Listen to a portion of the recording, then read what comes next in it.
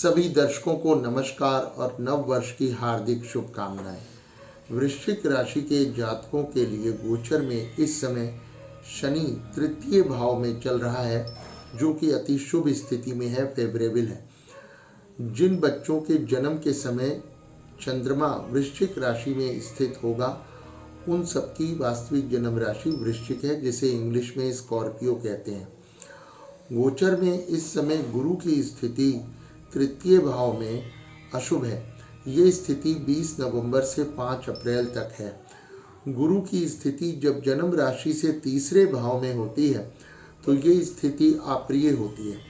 मेरे अनुभव से सबसे ज़्यादा जो चीज़ दुखदाई होती है वो होता है अपने पारिवारिक सदस्यों या अपने क्लोज मित्रों, कलीग से, फ्रेंड से, रिलेटिव से, इन लोगों में से कुछ लोगों के साथ थोड़ी बिटरनेस यानी कड़वाहट आ जाती है, संबंधों में खटास आ जाती है, कुछ मिसअंडरस्टैंडिंग्स हो जाती हैं, रिलेशन इस समय डाउन हो जाते हैं और उसी का मन को दुख रहता है और दिमाग में स्ट्रेस, चिंता रहती है।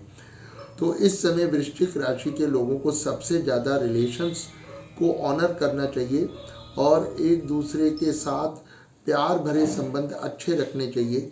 किसी की छोटी छोटी बातों का बुरा नहीं मानना चाहिए और मिसअंडरस्टैंडिंग से बचने का पूरा प्रयास करना चाहिए। ये सबसे ज़्यादा दुखदाई होता है। गुरु की इस स्थिति के कारण अपने एफर्ट्स में, प्रयासों में भी सक्सेस नहीं मिलती। जो कैरियर पॉइंट ऑफ व्यू से या फाइनेंशियल पॉइंट ऑफ व्यू से हम लोग एफर्ट करते हैं अपने अपने फील्ड्स में, उसमें भी हम लोगों को सक्सेस नहीं मिल पाती है। लेकिन अच्छी बात यह है कि शनि की स्थिति बहुत शुभ है। आपके द्वारा किए गए प्रयास व्यर्थ नहीं जाएंगे। आपको धैर्य रखना है। ये मेहनत, ये प्रयास सफल होंगे, लेकिन थोड़ा समय लगेगा। ये शनि अभी 2 साल तक, दिसंबर 2022 तक बहुत ही अच्छी स्थिति में है। मेरे अनुभव से जब गोचर में जन्म राशि से तीसरे में चंद्रमा होता है तो सबसे अच्छी बात ये होती है कि प्रॉपर्टी खरीदने का या बनाने का अपॉर्चुनिटी आती है, समय आता है और वो प्लान सक्सेस होता है। तो इस समय जो लोग मकान खरीदने का, बनाने का प्लान कर रहे हैं, कोशिश कर रहे हैं, वो अवश्य अपने इरादों में सफल होते हैं, उनको सफलता मिलेगी। साथ में अपने कैरियर में भी उन्नति होती है, फाइनेंशियली भी बेटरमेंट होता है थोड़ा सा, और नई गाड़ी खरीदने का भी या मिलने का या खरीदने का योग बनता है। तो ओवरऑल स्थिति अच्छी रहती है। माने उनको सच बताएं तो इस समय कैरियर पॉइंट ऑफ व्यू से या फाइनेंशियल स्थिति में उनके कोई डाउनफॉल नहीं होता है, बल्कि सब लोग अपने अपने फील्ड्स में अपवर्ड्स होते हैं। जिन लोगों का प्रमोशन ड्यू है उन्हें प्रमोशन मिल जाता है और वो अपने फील्ड में नाम भी कमाते हैं। उनकी रिप्यूटेशन, नेम, फेम, रिप्यूटेशन बढ़ जाती है। लेकिन बस उन्हें रिलेशनशिप के मामले में सावधान रहना है, अलर्ट रहना है, सबको ऑनर देना है और अपनी तरफ से रिश्तों को निभाना है, थोड़ा सेक्रीफाइस करना है।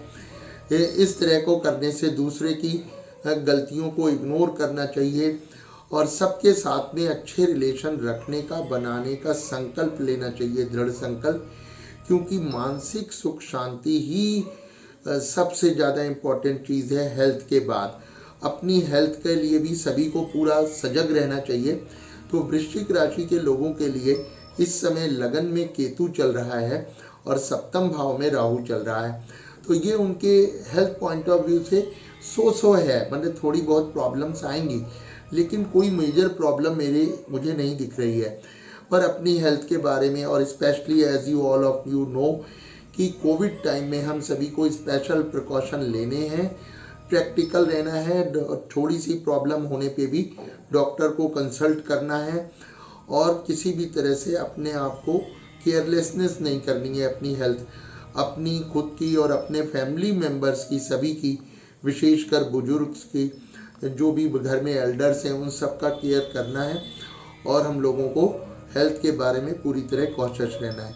लेकिन जो मैं कह रहा हूँ कि कोई विशेष चिंता की बात वृश्चिक राशि के लोगों के लिए इस समय नहीं है। अगर कोई हेल्थ प्रॉब्लम या कुछ आता भी है तो वो माइनर होगा और वो प्रॉपर ट्रीटमेंट से और प्रिकॉशन से ठीक हो जाएंगी। तो अगर कोई प्रॉब्लम डायग्नोज भी होती है तो घबराने की कोई बात नहीं है किसी तरह से।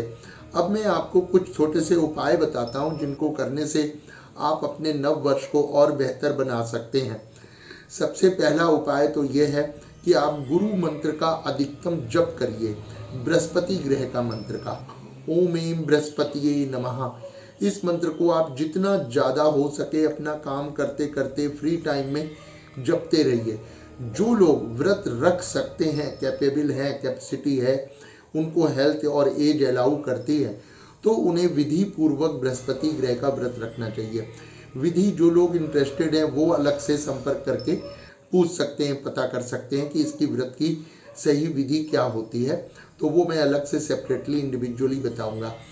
और तीसरी चीज़ ये है कि अगर वो मंदिर जाकर या तो डेली मंदिर जाएं या कम से कम हर बृहस्पतिवार को जरूर जाएं, वहाँ पर गणेश जी के आगे या अपने इष्ट देव के आगे एक देशी घी का दीपक जलाएं या तिल के तेल का दीपक जलाएं और पीले फूलों की माला चढ़ाएं, पीले फूल अर्पित करें, बेसन की मिठाइयाँ चढ़ाएं या गुड़ चढ़ाएं प्रसाद में, चने की दाल थोड़ी सी लेकर वो वहाँ पर अर्पित करें और भगवान से सच्चे मन से प्रार्थना करें, बृहस्पति ग्रह का मंत्र जपें।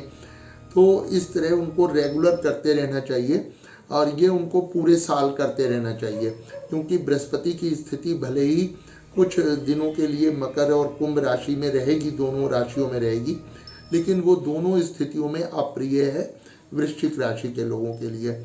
तो एक तो ये उपाय, एक उपाय ये है कि आपके परिवार में जो भी एल्डर्स हों, बड़े हैं, उन सबको आप सम्मान दें, उनकी सेवा करें, हेल्प करें, उनके चरण स्पर्श करें। अगर साथ में रहते हैं तो उनके प्रतिदिन चरण स्पर्श करके आशीर्वाद लें और उनकी सलाह को मानें। इम्पॉर्टेंट मामलों में आप उनके साथ डिस्कशन करें, उनकी एडवाइस को वैल्यू दें और उनको सम्मान दें, उनके एडवाइस के अनुसार चलने की कोशिश करें, तो उससे भी आपके डिसीजन जो हैं सही निकलेंगे। विशेषकर अगर आपको किसी भी मामले में थोड़ी दुविधा हो रही है, डिसीजन लेने में कोई परेशानी आ गई है, तो आप उनको, बड़े बुजुर्गों के अनुभव का फ़ायदा उठाएं, उनको कतई भी इग्नोर ना करें और उनका आशीर्वाद ज़रूर लें, तो इससे भी आपको फ़ायदा पूरा मिलेगा। एक उपाय यह है कि आप गौ माता को प्रतिदिन प्रातःकाल ताज़ी रोटी में गुड़ रखकर खिलाएं। ये अगर आप रोज़ करेंगे तो बहुत फ़ायदा होगा और जिन लोगों के लिए डेली करना इम्पॉसिबल है, वो लोग हर बृहस्पतिवार यानी थर्सडे को भी करते रहें इसको नियमित रूप से, तो उससे भी उनकी परेशानियों में कमी आएगी और चीज़ें उनके लिए बेटर होंगी। तो ये मैंने कुछ उपाय बताए हैं। आप लोग से अनुरोध है कि इनको आप पूरी श्रद्धा विश्वास से करें।